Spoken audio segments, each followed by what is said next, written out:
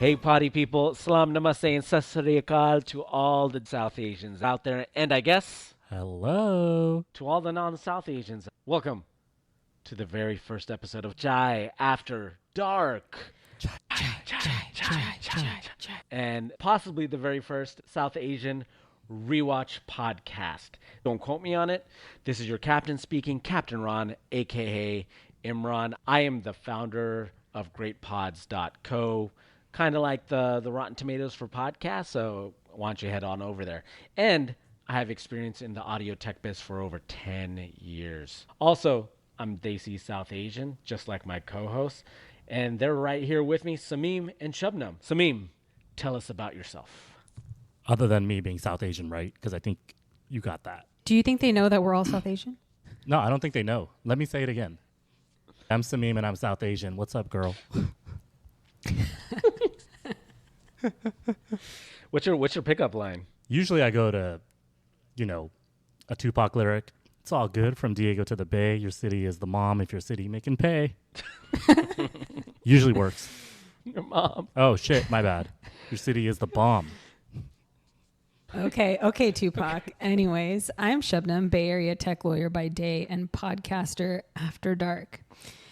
You know, from Oakland to Sacktown, the Bay Area and back down. Yeah. You know, we all have that California love. That's right. See, Imran? I've tried love multiple times in the past. It has not worked out. Oh, man. Well, you know what they say, practice makes perfect.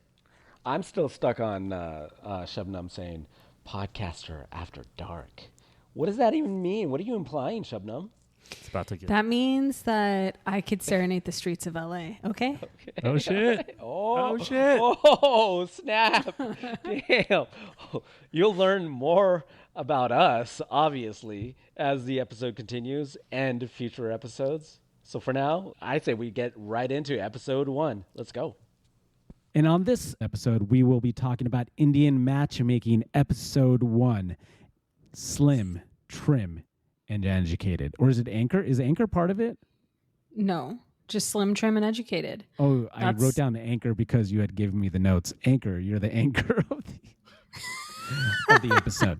So the episode 1 title is Slim, Trim, and Educated. So in Indian matchmaking, what we're going to do in this episode is that I have rewatched it a couple of hours ago before this podcast, and I watched it a long time ago, but I totally forgot everything within this episode of Indian matchmaking on Netflix. How about you guys? I mean, yeah, I watched it a long time ago too, but I rewatched it. I want to talk to you guys about it. There's some crazy shit in here. I could never forget Aparna. Okay. I rewatched it as well, and I could not forget her. Speaking of Aparna, we start off with Seema Auntie in this episode, and like a lot of reality TV shows, and I know that Shubnam watches a lot of reality TV. I love reality TV. And so as a big fat industry and reality TV intros, how does this fare with a bunch of other reality TV show intros that you've seen, especially episode 1 that set up the entire season? I mean, she comes in, she's kind of guns blazing. This is our big industry. I'm like the woman of the hour trying to match make everyone. You get an introduction to Preeti Auntie too, who's like, Preeti Auntie gives me anxiety. Like I can't with her. She is such a helicopter mom. It's just crazy. Did you see her son?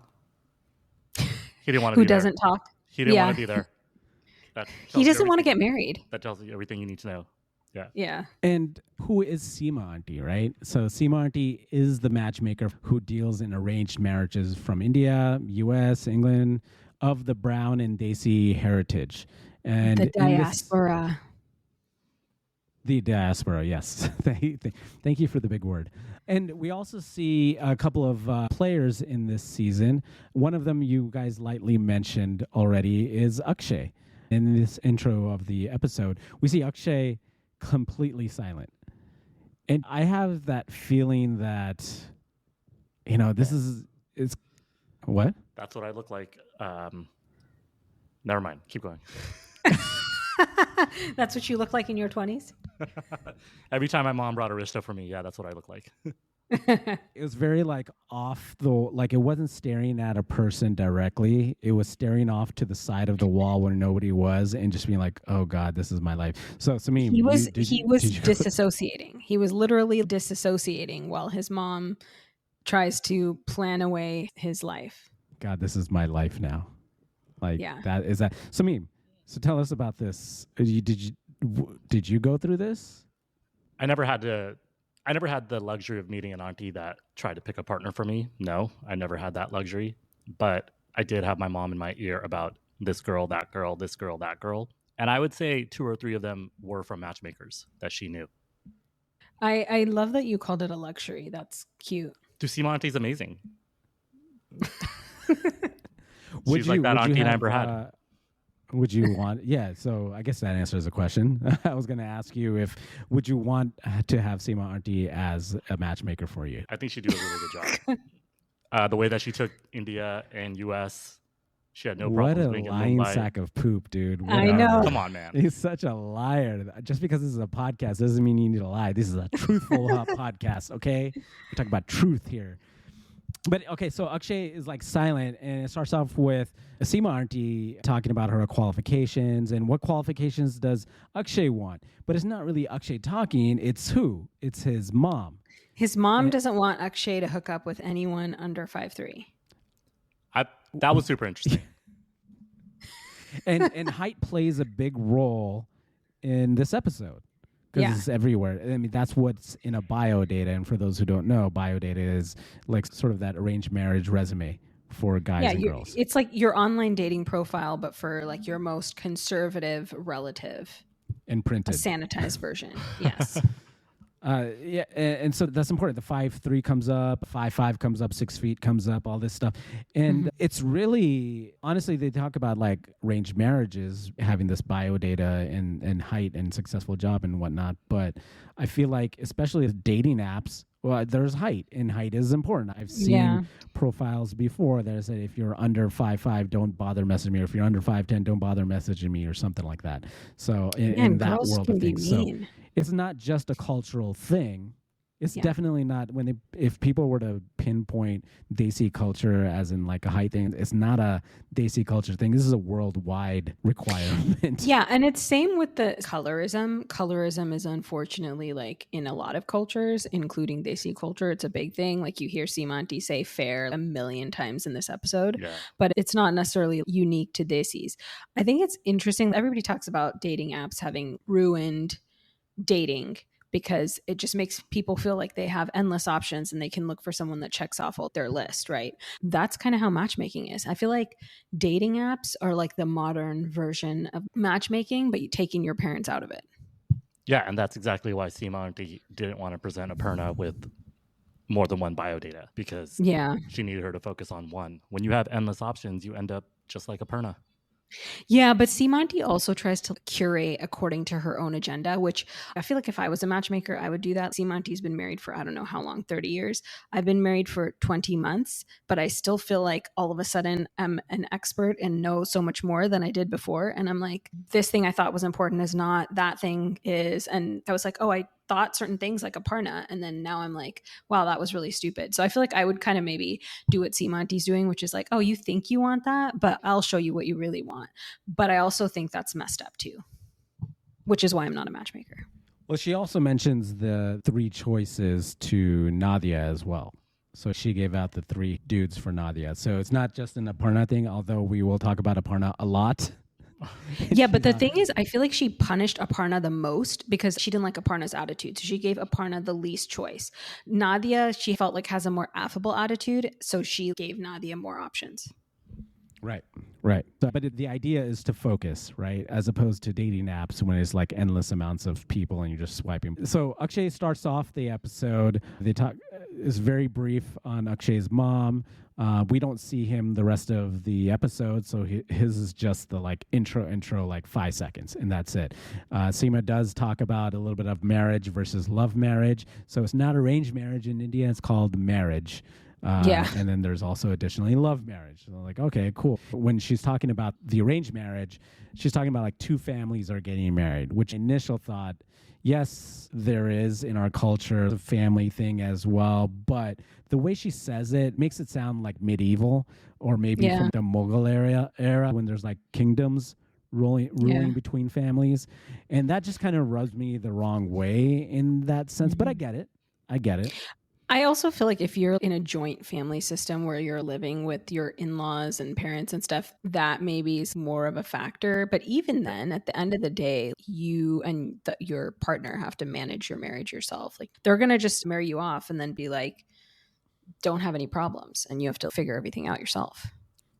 There's also that propensity of, as you said, we live too close to each other, as some Desis might, but if the families don't get along, what are you going to do? You're going to hang out with your husband or your wife, but then your brother-in-law is not talking to your sister-in-law. So yeah, Seamonty was trying to figure all this shit out if the families could actually coexist. It's really smart of her to do that because Aparna's not going to know. I'm about to send Samim's bio data to Seamonty. Dude, seriously, is Samim like following Seamonty yet? Samim's going to turn traditional. You guys don't know how it is. You have endless options. I need someone to reel it in. Oh boy, if you guys could see this, Samim is smiling super hard. He's got it in for Seema Auntie to hook him up. That's what's happening here. You never know with this podcast that we'd be able to get Seema Auntie on the podcast because that would be amazing. We just have Samim lead the conversation. She's put 135 families together. None of us can say that we've done that. That doesn't seem a whole lot. That's what I for thought. someone that has a business. 135 customers or families within how many years is it? This whole thing started in 2019, so it's at least been 5 years. That's only 20 a year. And I think later on in the season, we see she talks about having done this for quite some time. So how is it 135 only, Samim? I don't buy it. No, dude, she's like Chris Brown, man. She's international. All right. It's 100. It's 135 more than any of us. So.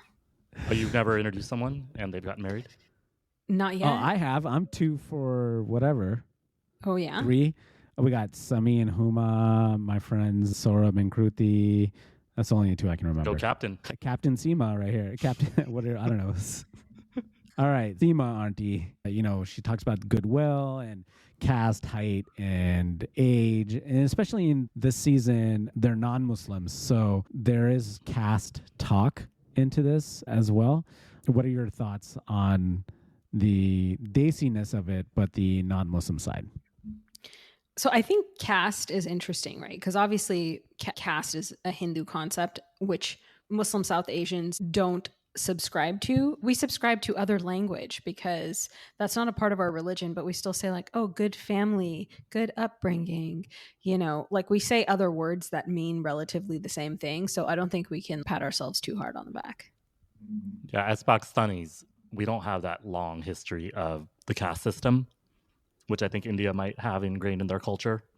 I could be wildly off, but the few times that I went to Pakistan, wealthy probably are not going to interact with lower class, but it didn't seem like it was a huge deal to interact, at least, rather than get married. So I think where you're at with that is the definition of the caste still remains, but the word of caste is not in our culture. So it's like more of just classism. So it's just like, all right, you're middle class, get married to another middle class family or upper class, but the upper class won't get married with the lower class. So there's that class structure, like a variation of the caste system. I've heard Pakistanis talk about caste too. It's just not something we talk about, it's something we talk about behind closed doors, not something we talk about openly. When we talk about it openly, it's more class, education, stuff like that, rather than caste.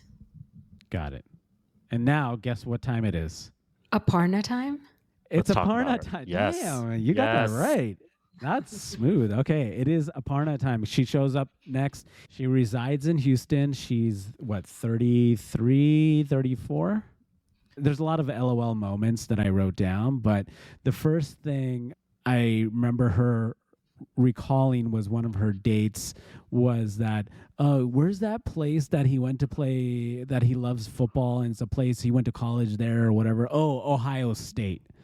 It's like, I totally understand. Like, the first thing this girl's going to do is just say, I didn't like his college, so I don't like him. He could have been the perfect man. But it also ties in what she says is, I don't like sports. And I'm like, ugh. Well, yeah, she says she doesn't like sports. She's never going to go to a football game. She never wants to cook. She also doesn't want to spend a lot of time with her husband. And she loves to travel, but doesn't like the outdoors. But she does need someone that knows about the Bolivian salt flats. I feel like Netflix played her by putting that on the requirement list. The Bolivian salt flats? They played her a little bit. Like, they were kind of trolling her particular quirky energy. Have you guys ever watched the fake reality show? It was a Lifetime called Unreal. It's like a behind the scenes. I know about it, but I didn't watch it. No. Oh, the first season is super good. It's fiction, but they base it off of The Bachelor and the behind the scenes of reality TV. Even though it's fiction, there's a lot of truth behind what they were writing from, at least the writer's room was writing from in that show. And so that kind of aligned myself with whenever I watch reality TV, it's what are the producers? Because each person gets their own producer. So Aparna, Nadia, all these people have their own separate producers that work with them and work with their story, etc. And what is the juice that's going to be in the edit room? Like it's not going to be left on the editing floor, right? So in a sense, Samim, you could be right in the way that, you know, the producer says, hey, we're going to play you off as the villain, or we're going to steer you in this direction. Why don't you answer this? And talk about that more.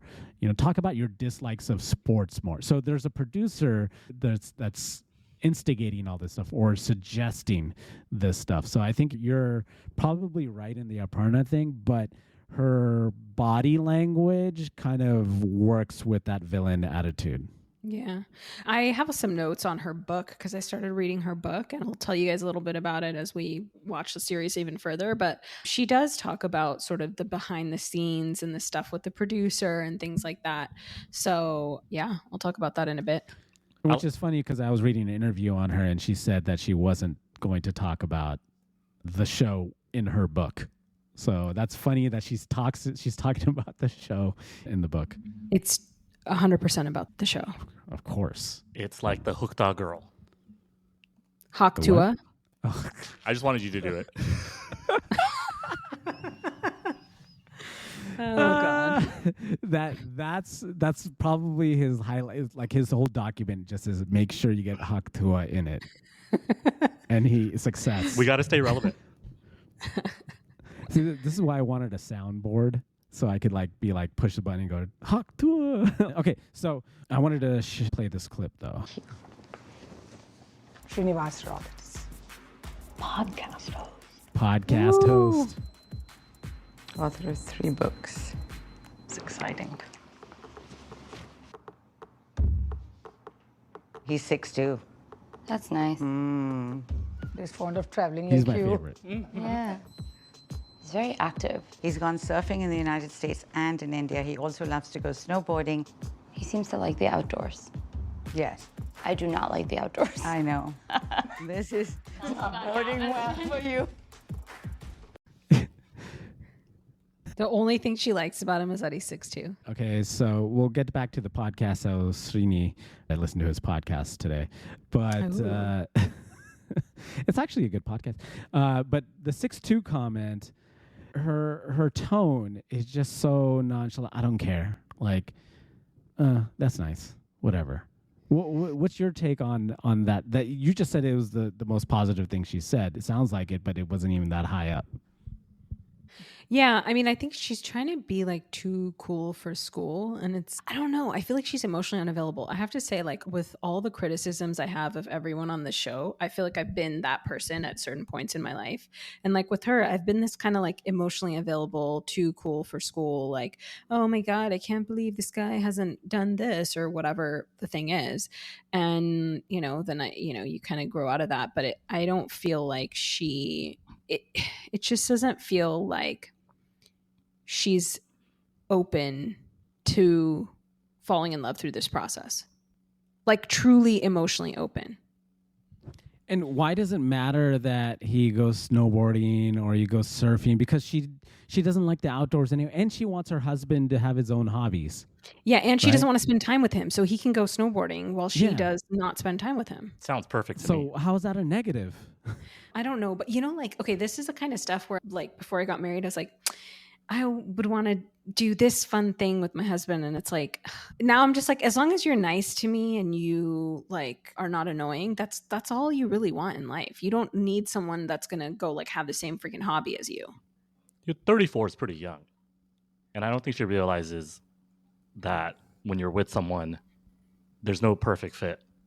And she does allude to that herself. She's like, I don't know if there's anyone perfect out there. But then she says, I've never made a mistake since I was 3 years old. So Yeah. she's still trying to find the perfect Made good husband. choices. She made good choices since choices. 3 years old. Yeah. So she's going to make a really good choice this time. Her self-awareness is By off not the making a charts. choice. By not making a Her choice. what? Her self-awareness is off the charts. But she still can't boil down and make a choice, though. Can I tell you guys a little bit about chapter 1 and chapter 2 Yeah, of her book? let's hear about her. Okay. So one thing that was interesting was she said there was like vetting for the show and they had to do a background check and a psychological evaluation. So she had a Skype interview with a psychologist who was basically like telling her, after the show comes out, people are going to have a lot of opinions about you and stuff like that. All this happened before March 12th, 2019, because that's when she found out she was going to be on the show. So this is like sizable time ago. And then one thing that was really interesting in the first couple chapters is she like shades Seamonty a lot. The first thing she shades Seamonty over is saying that Seamonty wanted to talk to her in Hindi and she wanted to talk to Seamonty in English because she's, you know, such this like ABCD and she can't really express herself in Urdu or like in Hindi. American born confused Daisy. Yes. And so she can't express herself well in Hindi. So she wanted to, you know, talk to Seamonty about what she wants in a partner in English.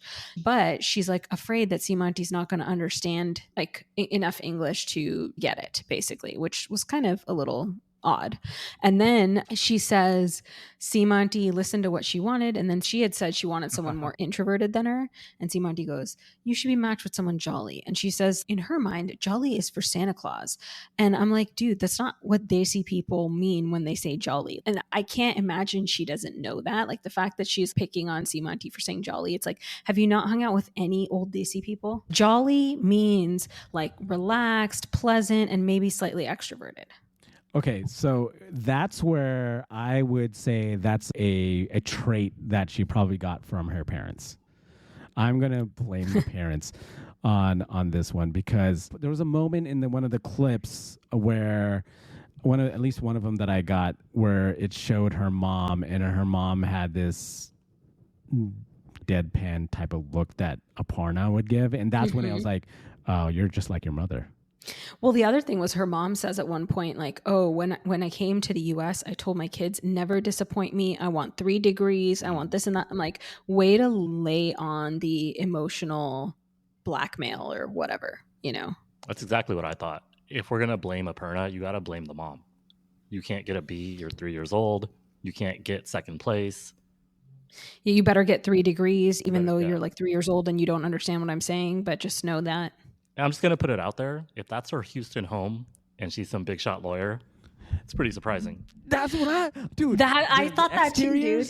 The exteriors and interiors, I'm like, yo, what kind of high class attitude do you have? And you're living, there's nothing wrong with where she lives, but the attitude she gives off makes it wrong. Being like, dude, you gotta the attitude that she gives off doesn't match her situation, right? But then I was thinking that's Aparna's mom's house, right? And so maybe Aparna. Oh, that wasn't clear to me. No. Yeah, she goes into the closet and shows her shoes. And oh, Seamonty's okay, like, so why are your shoes out in the open and how many do you have? Yeah. Which Seamonty really picks on Aparna for how many shoes she has, but didn't seem to really care about Pradyuman's shoes, which we'll get to later. That was a nice we're almost there. Closet, all right. That was a nice walk-in closet. Yeah. But yeah, dude, I was very flabbergasted at her attitude and home comparison of like, why do you have such an attitude or this? Why are you so stuck up? Why are you so stuck up with this? Yeah. She's a different kind of stuck up.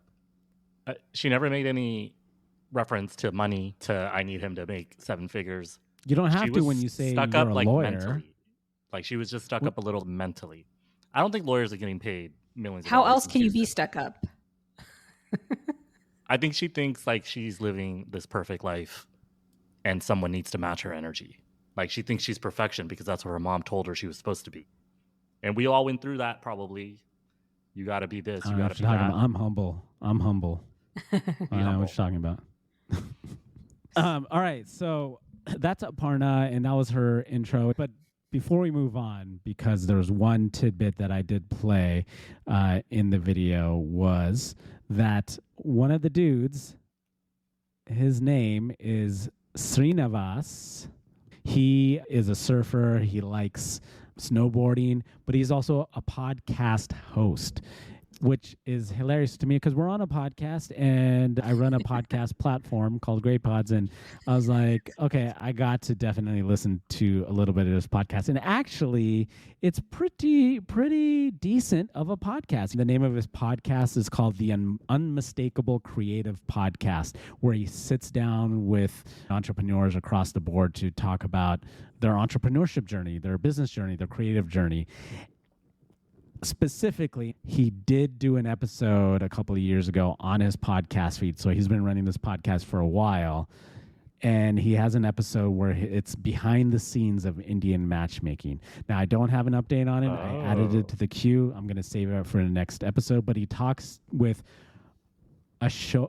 Oh, man, this is going to be difficult even for us. Akshob Giridharadas. Okay, Akshob. He talks to Akshob.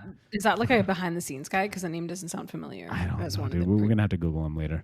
Akshob for a special behind the scenes interview on the hit Netflix series Indian Matchmaking. So he does talk about it on an episode, which I'll bring up next week. So I just want to make sure we know the name Srini Rao. He's my favorite right now, even though he hasn't shown up and he's just one of the actual matches. So we'll see. I don't know if he comes up in the next couple episodes, but I hope he does. So that'll be my surprise. Oh, yeah. Oh, thanks. Spoiler alert. Spoiler I alert. don't know if No, she doesn't pick him. God, you guys are. She doesn't pick anybody. That I do know. So let's move on. And whatever she does do, we'll get the backstory from her book chapters, and I'll let you guys know. Well, he needs to be well dressed, and if he's not well dressed, then she can talk about it. He has to be open to change, but she's not going to change. Just remember that. Okay, so next up we have Fabi Pradyuman. Pradyuman. Prada.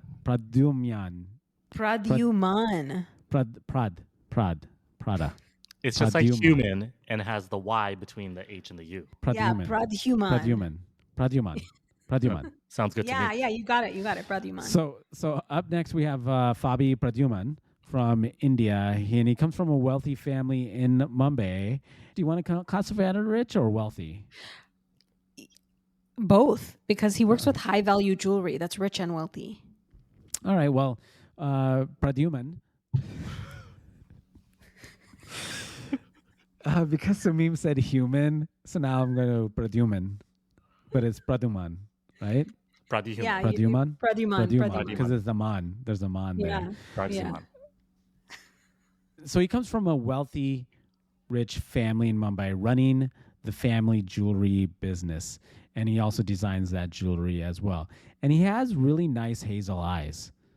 He does. Yes, that glint off of the beautiful diamonds that he holds in his white gloved hands as we watch him show us his high value jewelry. And he's kind of wishy-washy as well, because he's not ready to get married, but not sure, but maybe he is. But it's always the parents that are always ready, of course. And so they're like, no, he's 30 years old. He needs to settle down. He doesn't want to get married. It sounds like he wants to like date people and like actually find the right person. And this is why I feel like he's almost the most relatable. Like you could tell he wants to like find someone that he can connect with. What were his criteria? Like he wants someone he can grow with and that he can make a better person and she can make him a better person, and someone that has a similar upbringing to him and whatever. But then he also has like cool hobbies. You know what it is? I feel like with him, he's the Indian version of white privilege. Like he has all the Indian privilege, like in every way. He's like good looking, rich, young, Nice eyes. wealthy, nice eyes, family wealth. Fair But skin as well. he's yes, fair skin, slim, trim, and educated. Nice home. Nice home, lots of shoes, you know? Lots. So you want to hate him, but then he's like kind of cool and normal. It's like weird. He reminds me of a bunch of fobby dudes from college. And so some of them were wealthy and they just were kind of off-putting. So he just reminded me of that. But on the flip side, I was taken in by the role reversal. So when you get a rishta, when you have a match that comes over to your house, when they're coming over to your house, you're usually serving them. And it's usually the females that are doing the serving. You usually go to the female's house and they're serving. But the hilarious thing about this is that Seema Auntie comes over and he's making drinks. He's cooking for her. And they're all so, I mean, I'm totally down for his cooking. It's super creative. Yeah. You know, it's like using food his creative science juices. stuff. But it's such a role reversal, which was hilarious to me. He had the liquid. No, I totally agree. Liquid nitrogen that Seema Auntie blew out of her mouth. That was quite a scene. She was having a great time. But then there was a point where it's like, oh, Seema Auntie's like, oh, this is all great. It's like, dude, let's sit the hell down. We got to talk about your marriage, bro. He was avoiding it as much as possible. I've seen this plenty of times at various Rishta events where it's like, I'm avoiding it. What is it? Shabnam, do you have the right word for me? Like, I don't have the right word, but it's not a disassociation, but the just avoidance, clear avoidance of not wanting to go through this process. Was it that, or was he like, Netflix is here, I'm going to get my food business going. I need this promo and I need everyone to know about like how great of a food scientist I am. It could have been that. It could have also been then he seemed a little childish, even though he's perfectly mature. But the way that he acted when Seema Auntie was there reminds me of my daughter, who's in high school, and how she acts when an auntie comes over. Come see my room. Come look what I did. Look at these things that I did. I'm talking about when she was more like 11, 12 years old, not now, 15. But he took Seema Auntie. He's like, I would really love to show you something. They go straight into the closet, like the closet he came out of. He was like, I just cleaned it. Come look. But his closet had and that's his closet had a key. So he didn't want anybody in there. He's like, these are all my pictures. All the pictures were him and his guy friends, which I found super interesting. So this guy has a life, and it doesn't What do seem you like think he does in there? What do you think he does in there? And what do you think him and his guy friends are doing in there? I'm not sure. I just saw that They're guy. playing Ludo or something like that. What carom? They got this secret big game carom board in there, and then he locks the door. He's like, Mom, don't disturb me. He makes the liquid nitrogen like sweets. Oh my god! Yeah. He makes them liquid caroms. nitrogen sweets, and they pretend like they're smoking while they play carom board. That sounds like an amazing friend. These dangerous boys. Yeah, this sounds like a good time. I want to be this guy's friend, and I hope he stays single. Yeah, me too. Actually, if he marries Aparna, he doesn't have to hang out with her. Problem solved. And she doesn't need a big closet anyway. She doesn't have that many shoes. She just needs like a side closet. But Seema Auntie did point out, hey, I don't see any room in here for women's clothes. And he just looked at her like, yep, that's the whole point. So this guy either wanted to be on TV or he just wanted to hawk his nitrogen liquid food business. I think the follow-up we should do is pull up their Instagram totals to see who's of this first episode who is still like. Oh, I checked Aparna. She's 146,000. 146. That's pretty good. Yeah. I thought I saw somebody that was in the 30,000s or 40. I thought she was in 30, 40,000, somewhere around there. It's maybe from her book. I don't think Pradyuman. I don't think it's Pradyuman. Pradyuman has 30.4K followers. Yeah. Okay. So there you go. I didn't think he had a whole lot of followers. Dude, he looks like a real Johnny Depp in his Instagram. Dude, he's gotten older. Is that him? Yeah. I mean, this was 2019 though, right? So it's been 5 years. So He's he's got 35 glasses and now. everything. Damn, it looks like he's gotten gray hair and shit. It was So also super interesting that Seema Auntie straight called him superficial to his face, essentially. And she was just like, he's very superficial. what was his reaction? I forgot. I think they cut it. Like there wasn't a reaction to it. Or she was saying that he's not going to be able to get a partner because he is that superficial. Yeah, because his parents, so this is when Seamonty was talking to his parents, and his parents were like, we need him to understand he's already met 5 or 6 girls and he hasn't decided to get married yet. So 150 proposals. Oh, really? Only met 5 people. Oh, 150 matches, that means. Matches, proposals, yeah. Yeah. Is that a lot? She's only matched 135, and this dude's got 150 proposals. She's throwing the cream of the crop at this white privilege, Indian privilege guy, you know? Yeah, but she has a limited number of females in her collection. When you're on Tinder or Grindr, women. you have access to whoever you need and whoever you want, and you can set certain requirements and meet the person that works for you.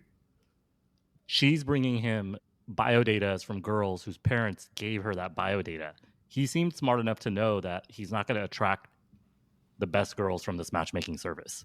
That's the impression that I got, that he knew this was a little bit of a scam. Well, I like to go both ways on all points of the argument. So what I think to pull from what you're saying is that there are really good girls that are in the binder as well, because they could be like Pradu, right? Where they're from a wealthy family and maybe she's in a high line work or studying or a doctor or something like that. She could be in that line of work where she's too busy to find, and you're in India, so dating is still kind of up and coming versus arranged marriage still, so it's kind of like 50-50. So maybe she did throw herself into the binder. Maybe that female doesn't want to get married either, but she's in the binder regardless. Yeah. Can I tell you a Rishta story? We would love to hear it.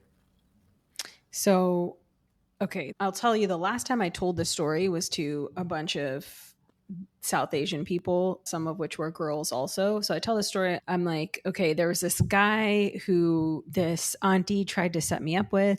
And I'm like, okay, let me Google him. I Google him. He's got an Asian girlfriend on his Instagram, clearly, right? So I'm like, okay, so like his mom wants him to get married, but the guy's chilling, right? And so I tell this story to this group of Desi girls, and this girl's like, did you say Asian girlfriend? Like, I had the exact same experience.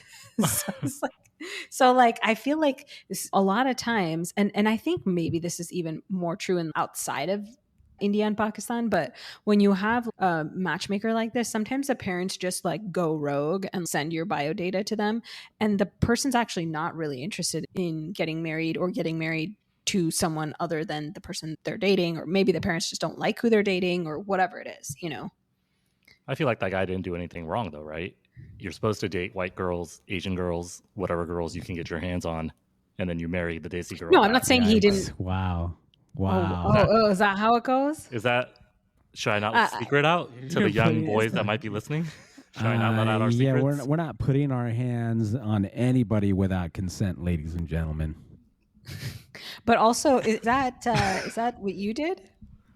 No, I have been married several times, as you guys know, and once. Wait, am I supposed to bad if I laughed? Yeah, and none of them have been Desi women, so I'm looking forward to when Seamonty actually visits. Wait, third time's a charm. Well, let's backtrack a second. Do we not consider Afghanis to be Desi? Iranis. Okay, Iranis to be Parsi, to be Desi. Iran has the oldest religion on earth, so their culture was so different than Desi culture. But But the Parsi people have spread throughout the history, even through India to South India. One of my favorite restaurants is a Parsi Bombay restaurant. It's called Dishum in London. You guys got to go. It's such great. I've been there. Food. Oh, it's amazing, isn't it? Isn't it so good? It's amazing. I need to go. But it's Parsi Bombay, so there's your Iranian influence, Persian influence in that. Yeah, if we would have stayed together just for the food, it probably would have been okay. But We couldn't dish doom that relationship to the end.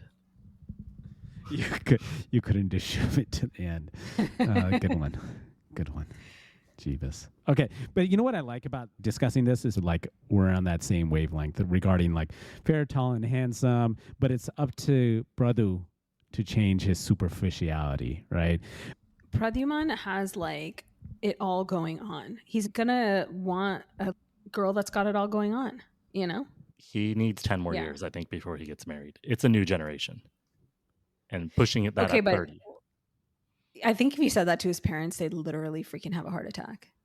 Oh, I loved his dad, by the way. Let's backtrack for a second. Let's backtrack. Let's just ask that one question to Samim. What age was it when you got married? Ages. 25 the first time. 25. Oh, you were 25. But it was and not. How did that what process were you dating? Were you arranged marriage? What happened there? It was definitely a love marriage. I would say it was more a marriage. As not arranged marriage or love not marriage. An arranged marriage, not a love marriage. It was a marriage. I don't want to, I'm not trying to dig deep into the relationship, but I would love to ask and find out because you said 30, he still needs another 10 years. Sure. Like mental state of men in general. What I heard, read, our brains are still forming until we're 27, 28. Right. So you're in that, maybe you were ahead of the game, or maybe you were like in the middle of your brain still finalizing its formations and all that stuff. How would you classify yourself at 25, between 25 and 30, those first 5 years? You're almost there. You're almost there as a human. But there's certain things that you don't get to experience until you're over 25, including renting a car, including like potentially a first mortgage or anything that could test you even. And this kid's never been tested. He's 30 years old. He's living almost in Neverland in Mumbai. Yeah. It looked like the billionaires who invited Rihanna and Justin Bieber to come play for their son's wedding. It looked like the interior of his house, potentially. The Ambanis. Yeah. So for me, being 25 or 30 is a lot different than this guy being 30. He's had every privilege, and that's why I say he's still a little childlike. He's a little show-offy, but it didn't seem show-offy in the sense that I'm better than you. It literally just seemed, hey, auntie, can I grab your hand and can I show you my closet with a bunch of shit in it? So he's got a little growing up to do. That's why I say he might want to wait a little bit. Is it waiting, or he just needs to get out in the real world?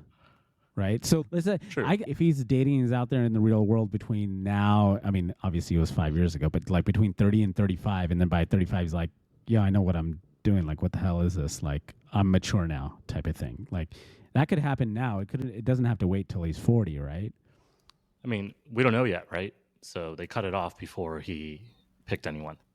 But his dad was ballers. I agree that he's in this protected beta, the protected son of a wealthy family, right? His dad with his 2 diamond earrings. Yeah. It's like just baller. He's the prized possession of that family, and they need to find a good heir, like a good woman to make an heir. Did you catch his sister's name, Shabnam? What's his sister's name? His sister's name was Khushbu. And she was anything but. How do you wait? Okay, what you could smell her through the TV? I thought Khushbu meant beautiful. It means good smelling. That's right. Let's cut that out, or we can leave it in.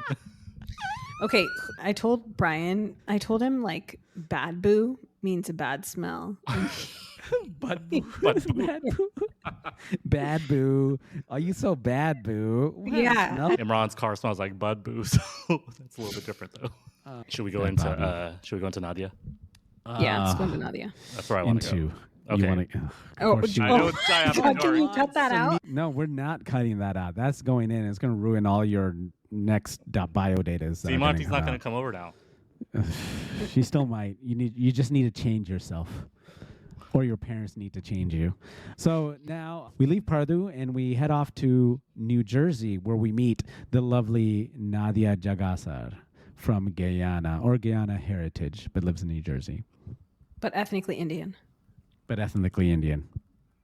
which is a great history lesson for those who don't know much about the not only like the earlier colonial slave trades that were going on and farm workers. The British had colonized India and had shipped over Indians and other people as well, Africans and everybody, to the Caribbean area or the Eastern Latin America areas like Guyana. So there's a strong Indian presence in Guyana as well. And Nadia is ethnically Guyanan Indian, but the family had moved to the States in New Jersey, where she resides. As a wedding planner, she's about 5'9", so her height is good. She loves her Bollywood dancing. She mentioned Bollywood dancing being a turnoff for some guys, and I was like, what the heck are you talking about? She thinks she's too intimidating. She's too tall. She dances too much. You know, she's just too good. She's just too good. She was She's pretty just good. too good. She's too good. And this is where they definitely set up the contrast between her and Aparna. You have happy-go-lucky Nadia, and then you just got Jal Kukri Aparna. Whoa. You mean it's like Nadia is jolly and Aparna is the villain? Yeah. And they're all looking for love in all the wrong places. But anyway, so we're talking about Nadia and, you know, her happy-go-lucky self. She's just very extroverted, super nice, cute. She's 5'9", she's tall, and she does Bollywood dancing. Her qualifications Did you tell them that she's 5'9", she's tall, and she does Bollywood dancing? Let me just reiterate for those who didn't listen. She's 5'9". Got it. She's tall. She loves her Bollywood dancing. She's cute as well. From Jersey. Wink, wink. Are and you so, talking about yes, Nadia, I'm setting or myself. are you I'm setting reading out your myself biodata? I'm setting myself up for Boom. she's 5'9", and she's tall, and she loves Bollywood dancing, which is amazing. She's out there. She's out there.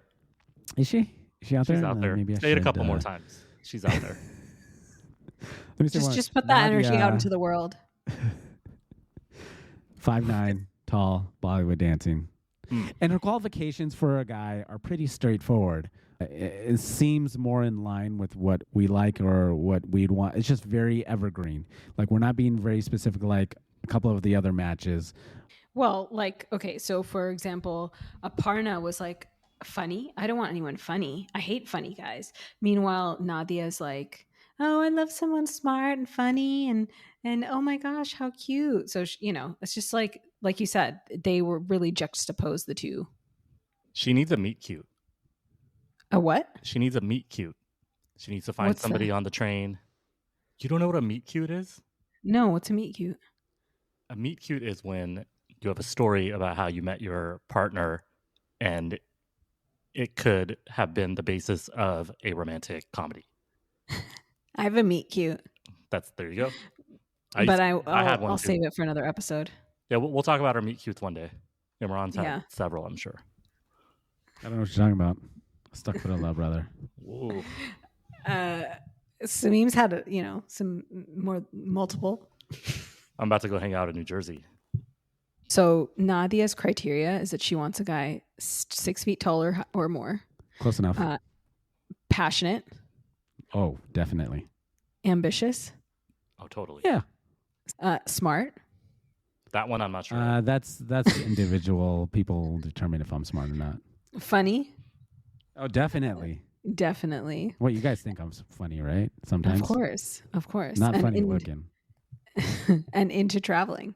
And weren't you just like traveling everywhere like the last Oh my couple God. months? Yeah, dude. I I mean, went to dinner at Saudi, Dishoom. went to London, Dishoom. Yeah, I'm going to go to DC. Yeah, there's a lot of good stuff happening. How many followers does Nadia have? She's got like 50 or 60K. Yeah, He already looked. Oh, he's on it. 17K are him. Oh, I followed her since the beginning, so I'm not confessing anything. all right? 110K. Damn. She's almost at Aparna.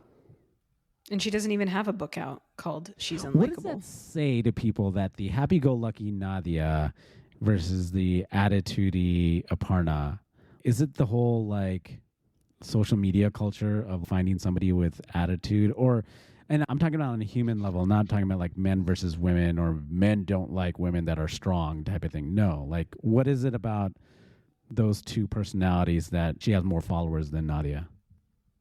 I think one, haters gonna hate, but then second, I think there's kind of this movement of women who are like, oh, Aparna got a bad rap, she got a bad edit. You know, women are allowed to be very specific about what they want and all this stuff. So I know there's a lot of that too. And I don't know, I'll like wait to reserve some judgment, but I feel like her book makes it worse. But we'll talk about that as we get further into it. But I think there's some of that. There's like some women power behind her. And then she also has a book out. So There's different people on Instagram. And the people that want to follow pretty girls are going to follow the pretty girls. And you don't know how many of those 110,000 followers are thirsty Indian men, thirsty Guyanese men. And you don't know how many haters actually exist. So I don't think there's a Venn diagram of shared users for these two ladies. I think it's completely different followers. Like Nadia might have a bunch of dancers too. Wait, does she know how to dance, Imran? Do you know? She does like her Bollywood dancing, and she's Oh. 5'9", by the way. Got it. Oh, she is? Oh, wow. Yeah, she's Okay. amazing. Thanks for telling me. Yeah. I'm just going to say I'm 5'10", Nadia, so just FYI. 5'11" on a good hair day. Well, when my hair grows back. Just want to throw that out there. So then we move on from Nadia. We're going back to Aparna's mom, because now Aparna's mom and Seema auntie are having a one-on-one with her sister as well. So Jyotika auntie has crushing spirits. I wrote down the quote, and she's like, crushing spirits, I don't want a guy to mess with my daughter. Like, she had this clear RBF, just says, don't mess with my daughter. And that to me was what I thought of Aparna, being like, don't F with me. Which I think it's a very good quality, though, by the way. But But it makes me wonder, like, where's Aparna's dad and what did he do to her mom? Whoa, is that like a? Did this turn true crime or? No, I don't know. I'm just saying, I feel like Aparna's mom seems triggered, is all I'm saying. She didn't mention him coming to the U.S. with them. Aparna got here when she was 3. It was the Yeah. mom saying that she can't get any B's. Yeah, I Yeah. don't know where this guy is. That's some research that's probably in the book. I thought Aparna made the decision when she was 3. Yeah, that sounds pretty likely. That's one of the hardest things of doing podcasts, or especially podcasts like this, where we want to deep dive as much as we can, but it's finding out what is the truth behind it and what's the fun behind it. And then we go to the psychology of it. It's like, oh, crap, now we're in the rabbit hole. Like, yeah, where is Aparna's dad? Like, we see all these changes or attitudes with them, and here we are judging Aparna and Aparna's mom, but it could be a result of their history with their dad, which we know nothing about. It could be, or with other men. We don't know. Yeah. And so I enjoy critiquing, but I also am like a little protective in the sense that I shouldn't hate her on her, really, because we don't know what her past was like, what Yeah. issues that she was walking in. Well, you know, there's a little more about all of, like, nothing yet about her dad that I've read in the book, but she does kind of talk about some things, and we can get a little more on that as we go further. Yeah. And now Seema auntie scratches her head in awkwardness. I remember I noted that. She's like, when she said, don't mess with my daughter, Seema auntie is like scratching her head in awkwardness, and then says, I got to satisfy not only the daughter, but the mother as well. Yeah. But I feel like, why did Aparna come on the show then? It feels like I don't know, she should not have been on the show. It feels like the show was maybe like too much for her, or like the show kind of maybe brought the worst out in her or something. I don't know. It just doesn't feel like the show was the right thing for her. But she did say that she would do it wholeheartedly again if she could. Like, if they said, would you do it again because they treated you bad, or they made these edits, or they made you look bad, she said she would do it again. Well, she's also thinks that she made every great decision since she was 3. So, She can't say it was a bad decision. You're totally right. yeah. So, And then after this, we move on back to Nadia. And Nadia's ordering food, she's shopping, there's a follow-up. And this is where Seema auntie shows the 3 picks for Nadia. 3 biodatas, and the one that she started to gravitate towards was Vinay Chadda from New York. Why? Because he has good height. He's was 6 feet. He was 6 feet, right? yeah, and he's the one with the good teeth, right? You tell us. Seems like you were looking a little bit. No, they make this whole comment about, oh my God, you guys both have great teeth and you could do No, a that's Colgate commercial. Ravi.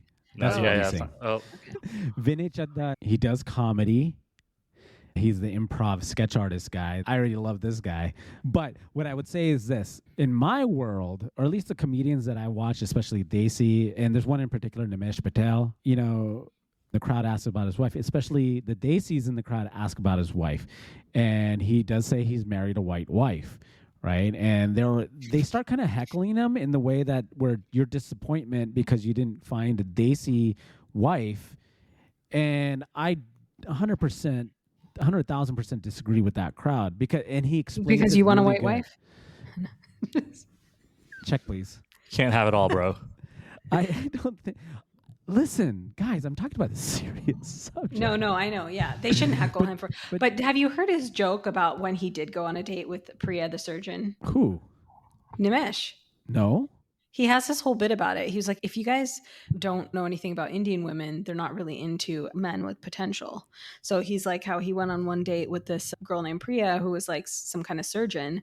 And she was like, what do you do? And he's like, I'm trying to do comedy. And then basically they had nothing in common and he didn't have a good enough job for her because he wasn't successful at that point. And then he was just like, thanks for paying for my dinner, Priya.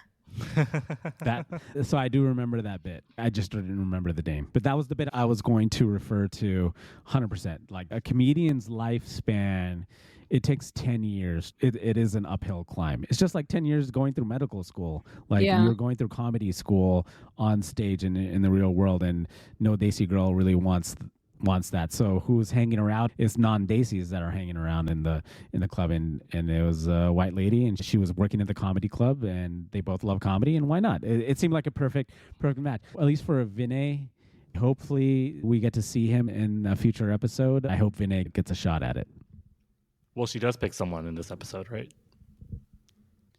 So at the end, there is a dude that comes out. They're setting up the date for Nadia. And then it exits out with him saying hello. Ravi Guru Singh, he had the nice smile. He's half Guyanese. They could do a Colgate commercial together. They could do a Colgate commercial for show. And so picks that guy first because he's half Guyanese and there's that commonality in their backgrounds. So he's the first date. They meet up at the end of the episode, but they don't go into the date. That's saved for the second episode.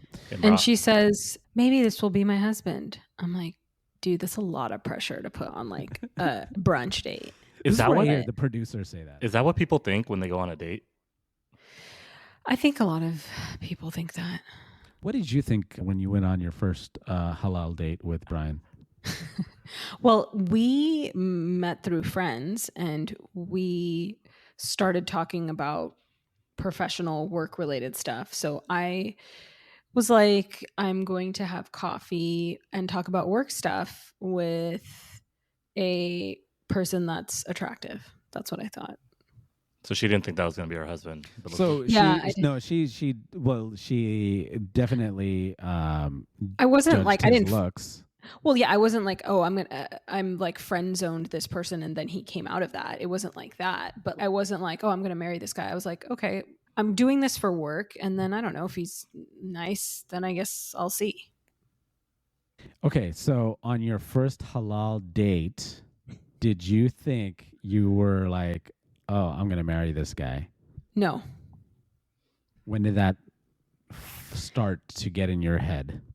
Okay. So like maybe like 6 months after we met, I think around New Year's Eve, he was like texting me and stuff. And then I thought to myself, I was like, I think I should like marry this guy before other people figure out he's normal.